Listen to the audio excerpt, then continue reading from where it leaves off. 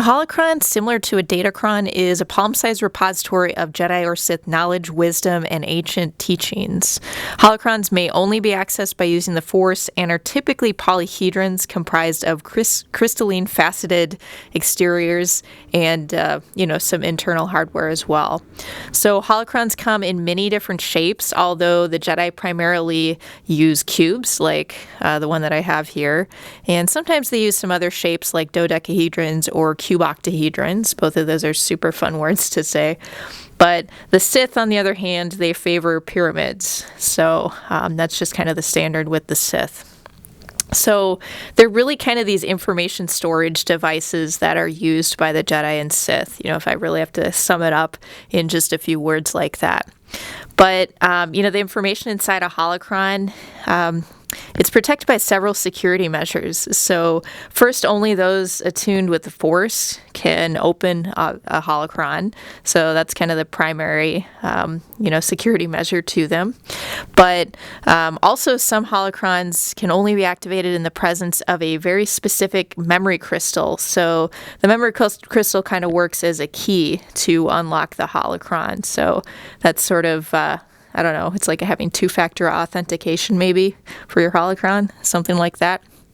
And once you are able to open the holocron, then you access an interactive hologram of the Jedi Master or, the Sith Master that recorded the holocron, and kind of imbued it with their knowledge whenever they did that. So could have been recent, could have been long ago, depends on who it is.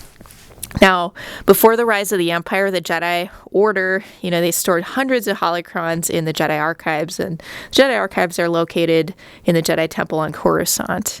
And then there's sort of like a restricted section almost. They call it the Holocron Vault, and this was a place where the Jedi stored some of the rare and valuable holocrons that they really wanted to safeguard. A little extra layer of security there. Now, so they're holocrons and they're datacrons, and they're pretty similar.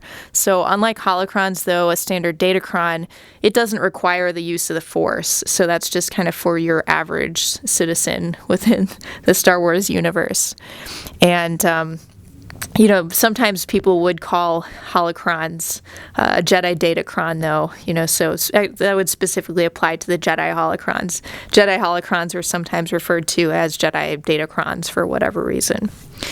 Now, the origin of the holocron. Now, holocrons first entered Star Wars canon in a 2009 episode of the Clone Wars animated series, and it was entitled Holocron Heist. And the holocron had previously appeared in Star Wars Legends in Dark Empire, which was the 1991-1992 comic book series. Now, holocrons in real life, well, look, there's a real holocron right here. So this is an electronic holocron that lights up and it makes sound. It's from Star Wars Galaxy's Edge. So this is an official, an officially made holocron from Star Wars Galaxy's Edge, and I can activate it if I turn those corners. And I can access some of the wisdom if I press the sides. This is Master Obi-Wan Kenobi. I regret to report that both our Jedi Order and the Republic have fallen, with the dark shadow of the Empire rising to take their place. Wow, okay.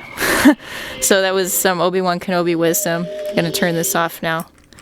I do a full review of this item in a different video, so feel free to check that out later if you'd like. So this is a real holocron. Other than that, there are some custom holocron makers out there. A lot of them are on Etsy. Feel free to check out some holocrons there. Although, the custom ones tend to maybe light up. They don't necessarily make sound like this officially licensed one. So this has just been kind of a bit of a look at the holocron. It's an information storage device for Jedi and Sith, essentially.